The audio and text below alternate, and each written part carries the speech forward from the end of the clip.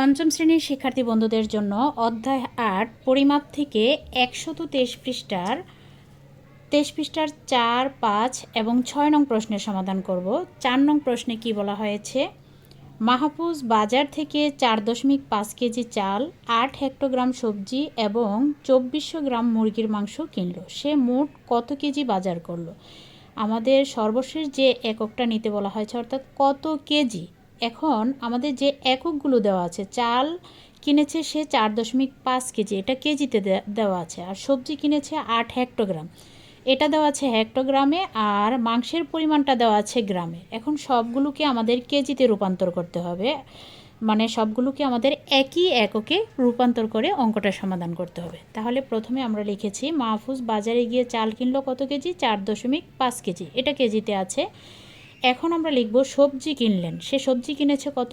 ৮ hectogram. এখন এই হেক্টোগ্রামকে আমাদের কেজিতে নিতে হবে। হেক্টোগ্রাম থেকে যদি আমরা কেজিতে নিতে চাই, এই হেক্টো থেকে যদি কেজিতে নিতে চাই, কিলো আর কেজি কিন্তু একই কথা, অর্থাৎ ছোট একক থেকে যদি বড় এককে যেতে চাই তাহলে ভাগ করতে হবে। কত দিয়ে ভাগ করব?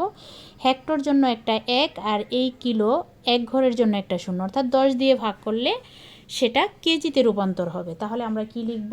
৮/১০, ৮/১০। এই হেক্টোগ্রামটা কি হয়ে যাবে? কেজি হয়ে যাবে। এখন আমরা এখানে লিখে দিতে পারি ১০ হেক্টোগ্রাম সমান ১ কেজি।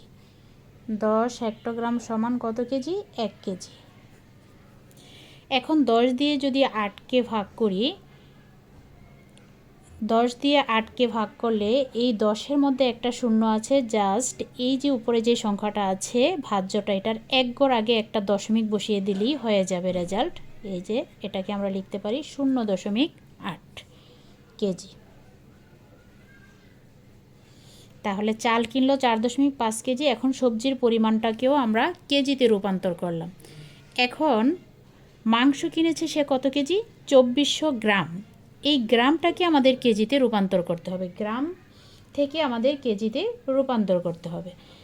তাহলে এখানে আমরা একটু এককগুলোর দিকে খেয়াল করি। যদি গ্রাম থেকে কেজিতে যেতে চাই, এটা হচ্ছে গ্রাম, এই গ্রাম থেকে কেজি, ছোট একক থেকে বড় এককে যাব, তাহলে আমরা কি করব? ভাগ করব। কত দিয়ে ভাগ করব? এই গ্রামের জন্য একটা ১ লিখব, আর যতটা ঘর আছে ১, ২, ৩, ৩টা ঘরের জন্য ৩টা ০, অর্থাৎ ১০০০ দিয়ে আমাদের ভাগ করতে হবে। তাহলে ২৪০০কে ১০০০ দিয়ে ভাগ করি। ১০০০ দিয়ে ভাগ করলে কি হবে? এই গ্রামটা কেজিতে রূপান্তর হয়ে যাবে। এখন আমরা ব্র্যাকেটে লিখে দিতে পারি যে ১০০০ গ্রাম সমান কত কেজি? ১ কেজি। ১০০০ গ্রামে ১ কেজি। এখন এই ০, এই ০, এই ০, এই ০ কেটে দিতে পারি, তাহলে কত থাকে উপরে? ২৪, নিচে থাকে ১০। এখন ১০ দিয়ে যদি ২৪কে ভাগ করি কত হবে? ২.৪, ২.৪ কেজি। তাহলে সবগুলো কিন্তু আমরা কেজিতে রূপান্তর করে নিলাম, সবগুলো এককে কেজিতে রূপান্তর করেছি। এখন মাহফুজ মোট কত কেজি বাজার করলো? আমাদের প্রশ্ন করা হয়েছে যে মাহফুজ মোট কত কেজি বাজার করলো। যেহেতু মোট বলেছে, আমরা সবগুলোকে যোগ করব। সে চাল কিনেছিল কত কেজি? ৪.৫ কেজি। তারপর যোগ চিহ্ন দিয়ে লিখব সবজি কিনেছে কত কেজি? ০.৮ কেজি। ০.৮ কেজি। তারপর সে মাংস কিনেছে কত কেজি? ২.৪ কেজি। এটা যোগ করব, ২.৪ কেজি। এখন যোগ করলে কত হয়? ৪ আর ৮-এ যোগ করলে ১২, ১২ আর ৫-এ যোগ করলে ১২, ১৩, ১৪, ১৫, ১৬, ১৭, ১৭, ৭, হাতে আছে ১, ২ আর ১-এ ৩, ৩ আর ৪-এ যোগ করলে ৭, আর এই যে মাঝে দশমিকটা আছে, আমরা দশমিকটা বসিয়ে দেব। তাহলে কত হলো? ৭.৭ কেজি। সে মোট বাজার করেছে ৭.৭ কেজি। তাহলে আমরা উত্তরটা লিখে দিতে পারি ৭.৭ কেজি। এবার আমরা ৫ নং প্রশ্নের সমাধান করব। ৫ নং প্রশ্নে কি বলা হয়েছে? ৫ নং প্রশ্নে বলা হয়েছে ৮ জন লোকের ওজন ৪৫১.২ কেজি, তাহলে তাদের গড় ওজন কত হেক্টোগ্রাম? অর্থাৎ 8 জন লোকের মোট ওজনটা দেওয়া আছে, এখন তাদের গড় ওজন বের করতে বলছে এবং এককটায় প্রকাশ করতে বলছে হেক্টোগ্রাম হবে, অর্থাৎ এককটা হবে হেক্টোগ্রামে। তাহলে এই অঙ্কটির সমাধান আমরা কিভাবে করব? আমরা লিখব 5 নম্বরে 8 জন লোকের ওজন দেওয়া আছে কত কেজি? ওজন 8 জন লোকের ওজন দেওয়া আছে 451.2 কেজি। এখন আমাদের 8 জন লোকের গড় ওজন বের করতে বলা হয়েছে, তাহলে 8 জন লোকের গড় ওজন আমরা কিভাবে বের করব? সুতরাং 8 জন লোকের গড় ওজন হবে, এই সংখ্যাটাকে আমরা 8 দিয়ে ভাগ করব, তাহলে গড় ওজনটা পেয়ে যাব 451.2 ভাগ 8 কেজি। আচ্ছা, এখন আমরা 8 দিয়ে এই সংখ্যাটাকে ভাগ করব। 451.2কে কত দিয়ে ভাগ করব? 8 দিয়ে ভাগ করব। এই 8 দিয়ে প্রথমত 45কে ভাগ করব। 8 45-এর মাঝে কতবার ভাগ যায়? 5 বার। 5 8 40। এখন যদি বিয়োগ করি কত থাকবে? 5। এই 1 নামিয়ে আনব। এখন 8 দিয়ে 51কে ভাগ করব। 8 51-র মাঝে কতবার ভাগ যায়? 6 8 48, 7 8 56। 7 বার যদি দেই তাহলে বেশি হয়ে যাবে, তাহলে কয়বার দিব আমরা? 6 বার। 6 8 48। এবার বিয়োগ করব। 8 আছে 11 হবে 8 9 10 11, 3 হলে হাতে আছে 1, 4 এর 1 5, 5 5 মিলে গেছে, বাম দিকে শূন্য বসবে না। এখন আমাদের এই যে একটা অঙ্ক বাকি আছে, এই অঙ্কটাকে নামাতে হবে। এই অঙ্কটাকে নামাতে হলে কিন্তু আমাদের দশমিকের কাজটা করে নিতে হবে। দশমিকটা আমরা কি করব? এই যে ভাগফলে বসিয়ে দেব, তারপর এই দশমিকের পরের অঙ্কটা নামিয়ে আনব। এখন যদি 8 দিয়ে 32কে ভাগ করি, 4 8 32। এখন গড় ওজন কত পেলাম? 56.4 কেজি। এটা কিন্তু আমরা কেজিতে পেয়েছি, কিন্তু আমাদের প্রশ্নে বলেছে যে কত হেক্টোগ্রাম হবে, যে 8 জন লোকের গড় ওজনটা কত হেক্টোগ্রাম হবে। তাহলে এই কেজিকে আমাদের এখন কি করতে হবে? হেক্টোগ্রামে রূপান্তর করতে হবে।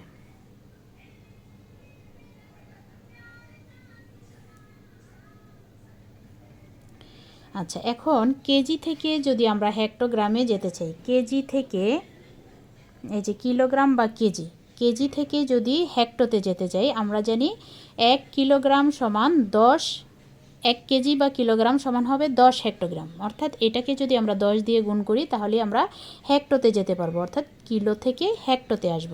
আর যেহেতু বড় থেকে ছোট এককে আসছি, তাহলে গুণ করতে হবে। আমরা কি করব? এই 56.4কে কত দিয়ে গুণ করব? 10 দিয়ে গুণ করব। তাহলে এই কেজিটা কি হয়ে যাবে? হেক্টোগ্রাম হয়ে যাবে, হেক্টোগ্রাম। এখন গুণ করলে কত হয়? প্রথমত আমরা এই যে 564 দিয়ে এই 1কে গুণ করলে কত হবে? 564, আর এই শূন্যটা বসিয়ে দেব। এখন যেহেতু দশমিকের পরে একটা অঙ্ক আছে, তাহলে আমরা এই গুণফলের ডান দিক থেকে এক অঙ্ক পরে একটা দশমিক বসিয়ে দেব। আর দশমিকের পরে যদি শূন্য থাকে তাহলে কিন্তু দশমিক সহ শূন্যটাকে উঠিয়ে দিতে হয়। তাহলে আমরা শুধু লিখব কি? 564 হেক্টোগ্রাম। এটা হচ্ছে 5 নং প্রশ্নের সমাধান।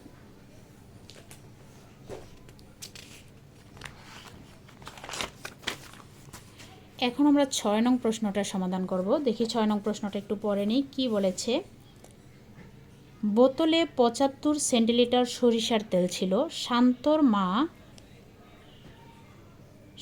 মা সেখান থেকে রান্নার সময় 170 মিলিলিটার তেল ব্যবহার করে ফেললেন। তাহলে ওই বোতলে আর কত লিটার তেল অবশিষ্ট থাকবে?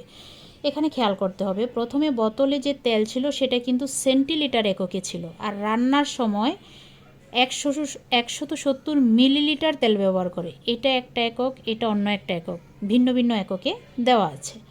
আর আমাদের রেজাল্টটা যেটা বের করতে বলছে সেটা আবার বলছে যে কত লিটার তেল অবশিষ্ট রয়েছে, অর্থাৎ 3 জায়গায় 3টা একক দেওয়া আছে।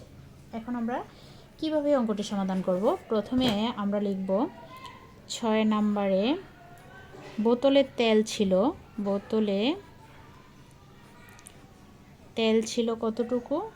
75 সেন্টিলিটার, 75 সেন্টিলিটার। আচ্ছা, এটা সেন্টিলিটারে দেওয়া আছে, এটাকে আমরা কি করব, লিটারে নিয়ে যাব, সেন্টিলিটার থেকে লিটারে নিয়ে যাব। আচ্ছা, সেন্টিলিটার হচ্ছে ছোট একক, লিটার হচ্ছে বড় একক। ছোট একক থেকে যদি আমরা বড় এককে যেতে চাই তাহলে কিন্তু ভাগ করতে হবে। কত দিয়ে ভাগ করতে হবে? 100 দিয়ে ভাগ করতে হবে। তাহলে 75কে আমরা 100 দিয়ে ভাগ করব। তাহলে এই সেন্টিলিটারটা কি হয়ে যাবে? লিটার হয়ে যাবে। কারণ আমরা জানি 100 সেন্টিলিটার সমান 1 লিটার। 100 সেন্টিলিটার সমান কত লিটার? 1 লিটার। এখন এই সেন্টিলিটারটাকে আমরা 100 দিয়ে ভাগ করে এটাকে লিটারে রূপান্তর করে নিব। এখন 100 দিয়ে ভাগ করার একটা নিয়ম আছে। 100-র মধ্যে 2টা শূন্য আছে। আমরা জাস্ট এই যে এটা হচ্ছে ভাজ্যর 2 ঘর আগে একটা দশমিক বসিয়ে দেবো, অর্থাৎ যতটা শূন্য থাকবে তত ঘর আগে একটা দশমিক বসিয়ে দেবো। তাহলে আমরা লিখতে পারি 0.75 আর এর আগে একটা শূন্য দিয়ে দেব। তাহলে এটা কি হলো? 0.75 লিটার। এখন শান্তর মা তেল ব্যবহার করেছিল কতটুকু? শান্তর মা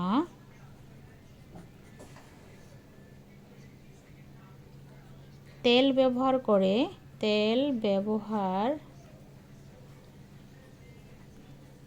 করে হচ্ছে 170 মিলিলিটার।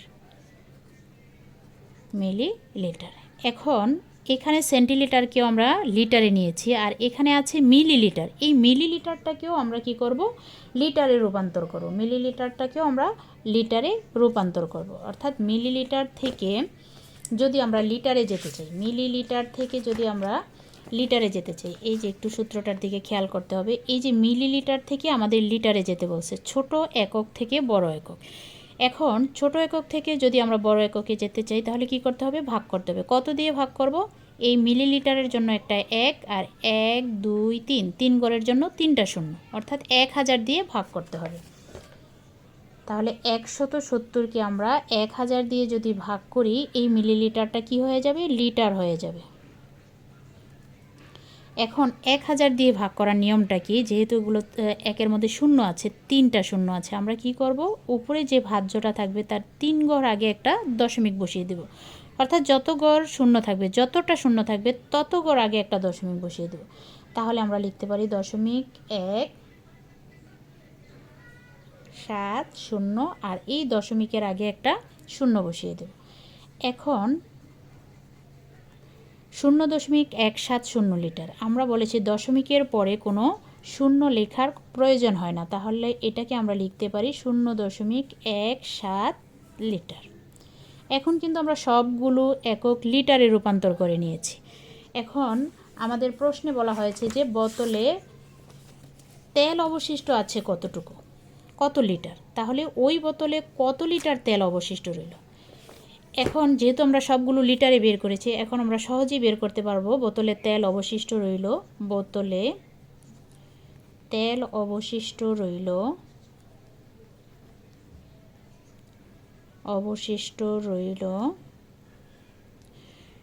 বোতলে মোট তেল ছিল কত লিটার? সেন্টিলিটারটাকে কিন্তু আমরা লিটারে রূপান্তর করেছি, তার মানে 0.75 লিটার। 0.75 লিটার তেল ছিল। এই 0.75 থেকে তার মা 0.17 লিটার তেল ব্যবহার করে ফেলেছে। তাহলে আমরা কি করব? যতটুকু তেল ছিল আর তার মা যতটুকু ব্যবহার করেছে সেটা আমরা বিয়োগ করে দেব মোট তেল থেকে। তাহলে 0.17 লিটার ব্যবহার করেছে, সেজন্য এটা আমরা বিয়োগ করে দেব। এখন বিয়োগ করলে কত লিটার থাকে? আচ্ছা, 7 আছে 15 হবে 8 হলে, হাতে আছে কত? 1, 1 একে 2, 2 আছে 7 হবে 5 হলে এই দশমিকের দশমিক আর শূন্যর শূন্য বসিয়ে দেব। তাহলে কত হলো? 0.58 লিটার। অর্থাৎ বোতলে তেল অবশিষ্ট ছিল 0.58 লিটার। তাহলে আমরা উত্তরটা লিখব 0.58 লিটার।